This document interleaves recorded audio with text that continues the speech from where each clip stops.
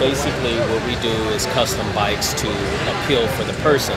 We have a network of painters, special accessory people that we get within the area. What we do, we got everything from the paint. It all appeals to the customer, what they like.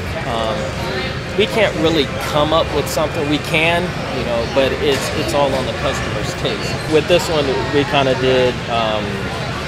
This bike appears to me. Mickey's is a kind of drink that I drink, so I kind of wanted to go out and with a different color that nobody really has. And so, just like my bikes, I want them to stand out. And I'm a rider, so I like to integrate my music, and I kind of like that shine and stuff like that in there. And you got to have the performance in the engine also, so it can go down the thing. You can get a stock Harley, you know, out of the store. Maybe 20, 25,000 out the door. Now, what you can do to add to that price, it's almost unlimited. You know, a lot of these bikes in here that you'll find, people got over $100,000, $250,000 into it. What happens is they'll go at one thing and I like this, I like this, I like this, and their bike pretty much doesn't flow. Some of these paint jobs in here, they'll end up costing you about $10,000, okay? What it is, if you can see, it kind of blends from one color and kind of goes up, and then you got your flake, that's in there, you know, for the pinstripe. There's a lot of detail that goes into this, so it's a lot of time. I don't know if anybody really knows about painting, but to get your paint to turn out right with the flake and stuff like that, there's a long process. So that's what it goes to the cost of your paint. Your tear down, that's what's going to cost you. You know, to tear down the bike. And when you send out the parts, when you have the bike in pieces, you can kind of send out the parts and have a good description of what you want to do with it. It's a contest, basically, of who can build a chopper under a month and under $1,000. The whole thing with the metrics, in general, I don't know if my numbers are accurate, but I think 70% of the people that ride motorcycles ride a metric motorcycle, because when you figure in dirt and street and all that. So the Harley Davidson really, or the American V-Twin is a lot of your road bike people, but when you encompass the whole motorcycle industry, metrics are a huge part of it. Okay. So it's a lot of it's an entry-level bike because they're inexpensive. I mean, this calendar shows you that. I mean, you can, a lot of these guys start off doing something like this and it just kind of evolves and they go into more elaborate builds and things like that. Okay. Well, when the television thing got big, everybody was a builder, and the industry boomed, and then when the economy got bad, obviously a lot of those people went out of business and money's tight.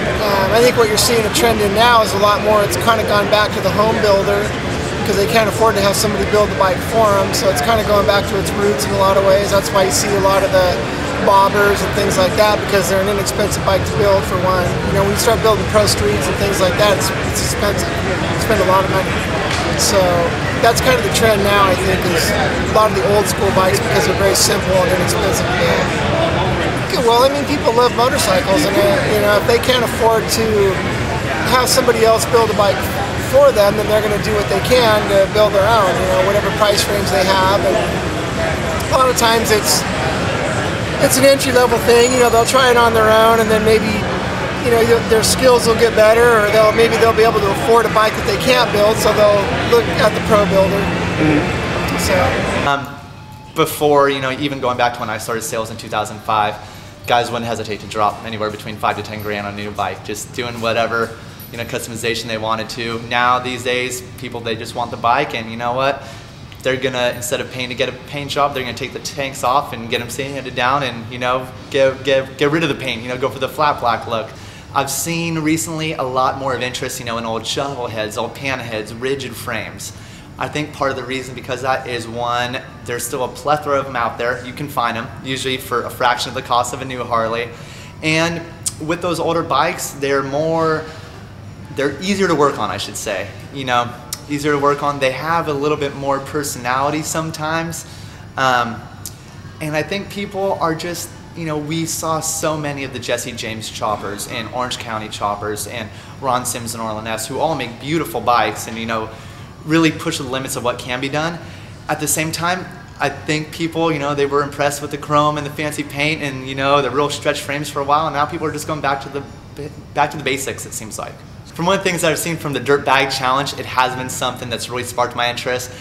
I'm with the kind of crowd who's into the less is more, and I think the idea that you can build a bike in a month, you know, for less than $1,000, that actually rides, and you can ride it for more than a few blocks and not have things fall apart, I think it's amazing.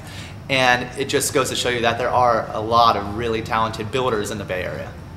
You know, one of the things that I thought was really unfortunate was it sounds kind of strange coming from somebody who owns a business, but it got so popular that it really became a deterrent for the business, because it got so popular with people that weren't really motorcycle people. So people were spending a lot of money buying bikes and drove the business to like a false sense of security. And then when they decided they didn't want to be motorcycle people, you know, they started jumping out of it.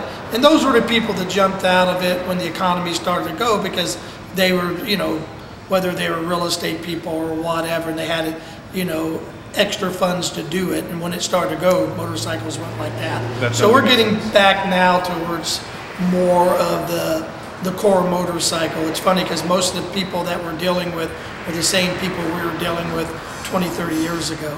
What you find with a lot of the younger kids that come in that don't have the finances to do it, it's more of a click thing where people got into it and to see what they could do and build something up. And you know, it's just like guys that build rat rods. You know, you go out and get the funkiest part, and you know that's gold to them, and you make it run. And anybody that's, you know, I mean, we deal with Harleys. You know, to us it doesn't matter if it's Hondas, Yamahas, Suzuki's, BMW. Motorcycle's a motorcycle. So whatever a person wants to do to become a motorcycle enthusiast, you know, we've always been for. You know, some of these kids are really talented, some of them aren't. You know, but they all have the same drive to, you know, to kind of like keep the culture going, and we're all for that. I mean, we've always been for that. I don't have a problem with anybody even wanting to get into this business, as long as they're doing it for their heart and not doing it because they want to be a movie star or something.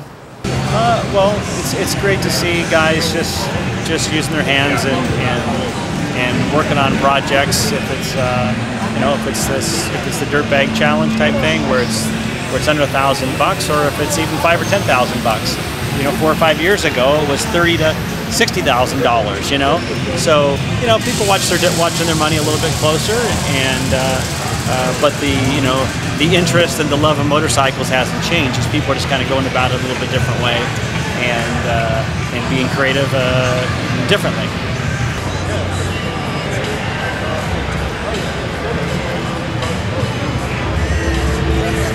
$200. Say again? No, just look at the prices. Yeah.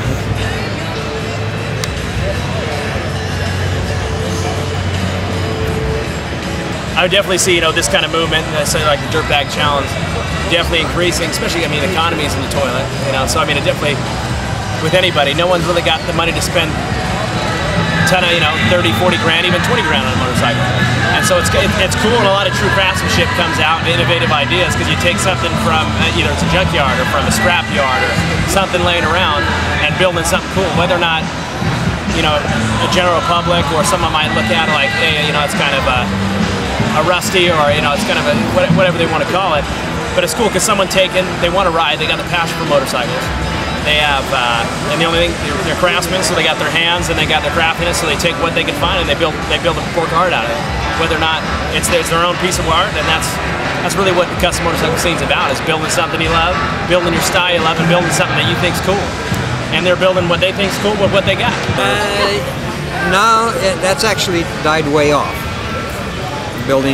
Guys building their own bikes or having special bikes built because the DMV department and the CARB, California Air Research Board, they made all these laws in California, and it's really hard to get a special constructed bike registered, and you're only supposed to build one in your lifetime. And the laws they come up with just really hurt our industry. that's why you've seen all these companies come out like Big Dog and American Iron Horse and us. You know, you have to go legal, I guess you'd say. You got to get all your licensing and all your smogs. When we sell a bike off the floor, one of our production bikes, they've got to pass everything, just like, so it makes it really hard. Not everybody can do that. 3 or 4 years ago, had no trouble selling a $40,000, $50,000 bike, and now they're probably down to like a $20,000, $25,000 bike. So you can't build them as far out and, you know, really expensive. Like sometimes the wheels can cost $2,500. Build a bike for $1,000, huh? Yeah. Have you ever done that? No. Wheel costs more than that.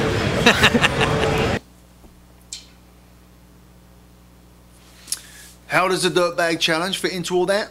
Well, to a certain degree it doesn't. It is in spite of all that